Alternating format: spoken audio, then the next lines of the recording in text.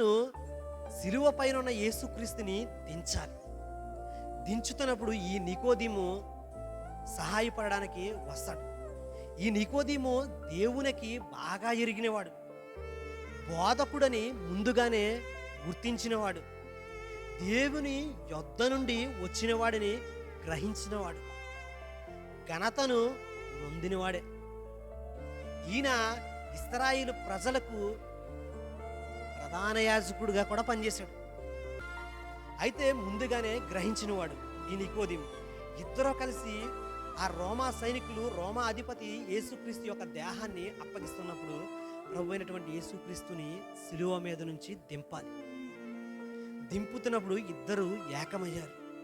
బాగా వినండి, ఏకమయ్యి యేసుక్రీస్తు దేహాన్ని దించుతున్నారు. ఎక్కడికి? దానిని కిందకు దించుతున్నారంట. దించుతున్నప్పుడు బైబిల్ పండితుల్లో ఒక సేవకుడు మాట్లాడుతూ ఏమన్నాడు తెలుసా? ఇత్తడి బలిపీఠం తెలుసా మనకందరికీ? తెలుసంటారా? ఇత్తడి బలిపీఠం మీద ఒక జల్లెడి ఉంటుందంట. జల్లెడి ఉంటుందంట. ఆ జల్లెడికి ఏముంటాయి? హోల్స్ ఉంటాయి. అయితే యేసుక్రీస్తు యొక్క దేహాన్ని దించుతున్నప్పుడు వారి యొక్క వేళ్ళంట ఆయన యొక్క దేహంలోకి వెళ్ళిపోతున్నాయంట. ఆయన యొక్క దేహంలోకి వేళ్ళు ఇలా వెళ్ళిపోతున్నాయంట. లోనకి వెళ్ళిపోతున్నప్పుడు ఆయన యొక్క అంతర్గవ అవయవాలు కూడా కనపడిపోతున్నాయంట. అంతగా హింసించారంట రోమా సైనికులు యేసుక్రీస్తు. వీరేమో అరిమత యేసేబు, నికోదీము యేసుక్రీస్తుని పైనుంచి కిందకు దించుతున్నారు. కిందకు దించుతుంటే రోమా సైనికులేమో ప్రభు అయినటువంటి యేసుక్రీస్తుని పైకెత్తారు. యేసుక్రీస్తుకి ముళ్ళ కిరీటం పెట్టారు. రోమా సైనికులు ముళ్ళ కిరీటాన్ని తీసేశాడు అరిమత యేసేబు. రోమా సైనికులు యేసుక్రీస్తు చేతులలో, కాళ్ళల్లో శీలలు కొట్టారు. ఆ శీలలను తొలగించాడు అరిమత యేసేబు. ఆయన ముఖముపై ఉమ్ము వేశారు. ఆ ఉమ్ముని శుభ్రంగా తుడిచేశాడు అరిమత యేసేబు. ఆయనను అరచేతులతో కొట్టి, నిన్ను కొట్టినది ఎవరు చెప్పమని హింసించారు. ఆయనను అపహేళన చేశారు, ఇబ్బంది పెట్టారు. చూసినట్టే పిడిగుద్దులు గుద్దారు ఆయన్ని. ఆయన దేహమును నాగలి దున్నినట్టుగా దున్నేశారు.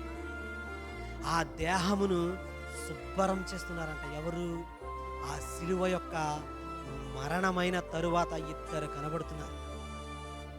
ఎవరు? ఒకరు అరిమత యేసేబు, మరి ఒకడు నికోదీము. యేసుక్రీస్తు యొక్క దేహాన్ని శుభ్రం చేస్తున్నారంట. ఆ కన్నీటి పర్యంతమైపోతున్నారంట ఇద్దరు కూడా.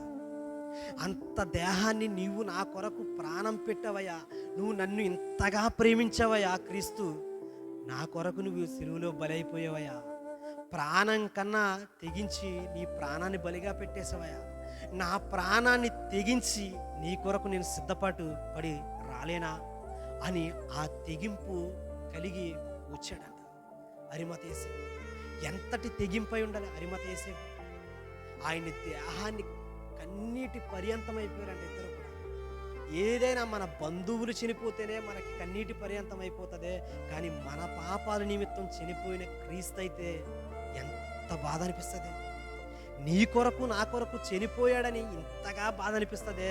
నువ్వు ప్రేమించిన అమ్మాయి నీ కళ్ళు ముందు చనిపోతే నీకు ఎంత బాధ అనిపిస్తుందో అంతకంటే ఎక్కువ బాధ అనిపించింది ఆ నికోదీముకి, అరిమత యేసేబు.